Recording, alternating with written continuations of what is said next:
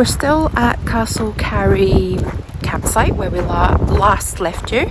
So you want to see what we get up to today? Come on then.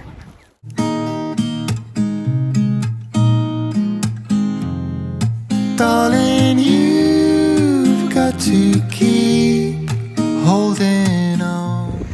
So when we last left you, we were on a walk to Creetown, and we came across the Creetown Heritage Museum, which we had planned to visit today. But sadly, because we're a day behind because of the breakdown, and if you don't know about the breakdown, I'll link that episode below, it's actually closed today. But on the walk we bumped into Archie McKee, who has lived in Creetown all of his life and happens to be the chairman of the Creetown Heritage Museum. So when we told him why we were there and that we were filming for our channel, he kindly offered to open the museum for us today. So that's our first port of call.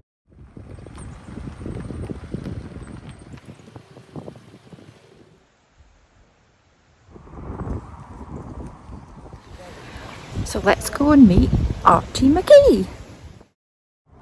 The museum gives a fascinating insight into over 150 years of Creetown's history through a large collection of photos and artefacts. There is also a fab Wicker Man collection. First was a gas mask like the one shown at 8. That'd be loud, but that's outside. Was bustling with activity. The nearest aerodrome was just across the bay at Balboon. Photographs are round number 14. Air crews have possibly been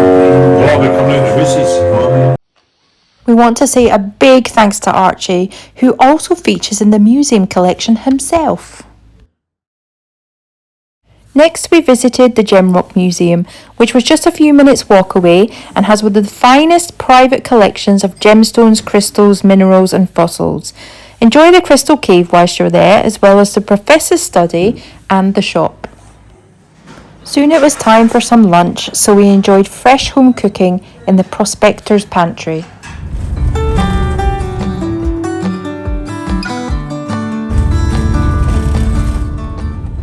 Our next stop was the seaside village of the Isle of Withorn, which is steeped in history with strong connections to St Ninian. St Ninian was Scotland's first saint and brought Christianity to Scotland in 397. Welcome to stop number 2, the Isle of Withorn. Beautiful little village.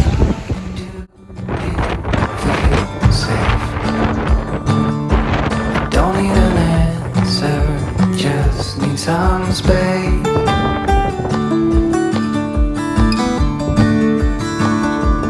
Don't let me darken your front door.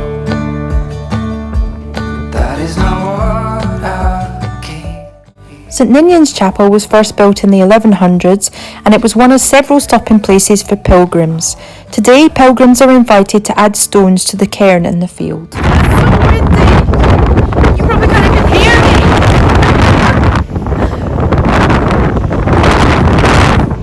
So getting the drone up in this. It's off your shoulder, everything we feel will go away.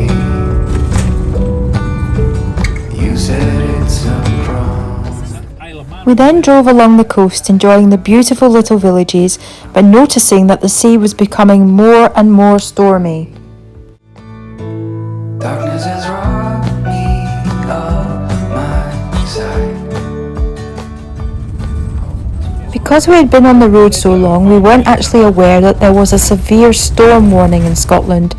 And with our next destination being Scotland's most southerly point on the edge of a cliff, we really didn't know what lay ahead for us. Just need a sign. I'm feeling bad, I'm feeling good.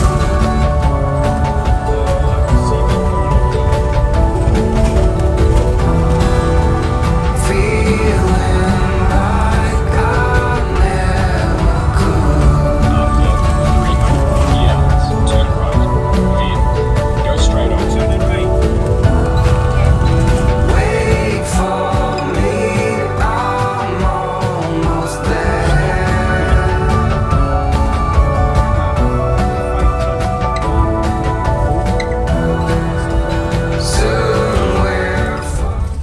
We found our park up for the night and headed into the Lighthouse Museum.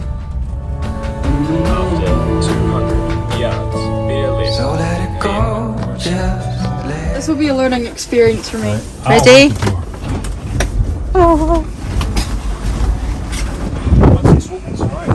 out. Ah, that wasn't that bad. It will be when we stand out there. Welcome to the Mull of Galloway and Southerly point, if you can hear me. some kind of reply.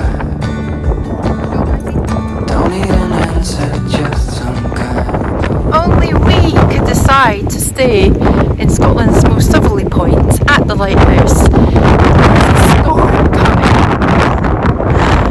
We make it through the night. The Mull of Galloway experience allows you to climb the 115 steps to the top of Scotland's most southerly lighthouse, where a spectacular view from the balcony and light room will reward you for your efforts. You even get a certificate at the end. Enjoy. Hi, Molly, it's great well.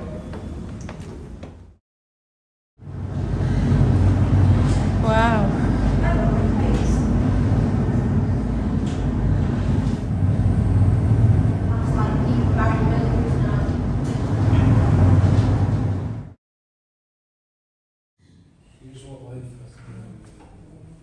The Lighthouse exhibition in the old engine room has an extensive array of information, and you can also take a walk to the foghorn and viewing platform.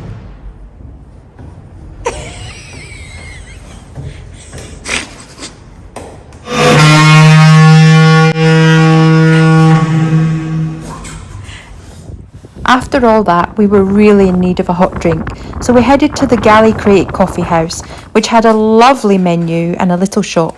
Gary highly recommends the cream and jam treacle scones. Yummy, yummy. This is going to end up all over my tash mice. As it got late, the storm intensified and we decided to move into the corner of the car park for some extra shelter.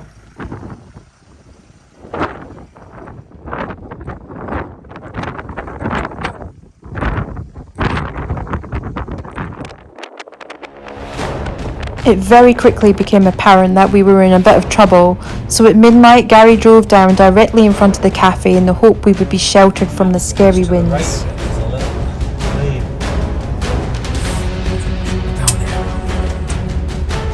Further down we are down here, and the less buffer we're going to get just means we're going to slope. Or we can go right down there.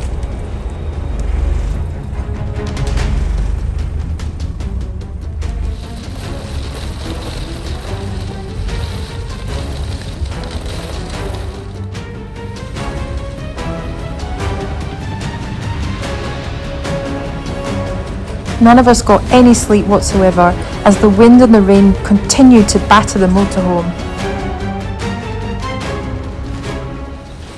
I was lying in bed last night and I looked out the window, right, and I saw these lights and I thought, oh, look at all the farms and everything all lit up over there. And I shut my eyes for a minute and they moved. I thought, we're moving. It was a ship down the side. I forgot we'd moved the motor. That was the last night of retirement. Do not underestimate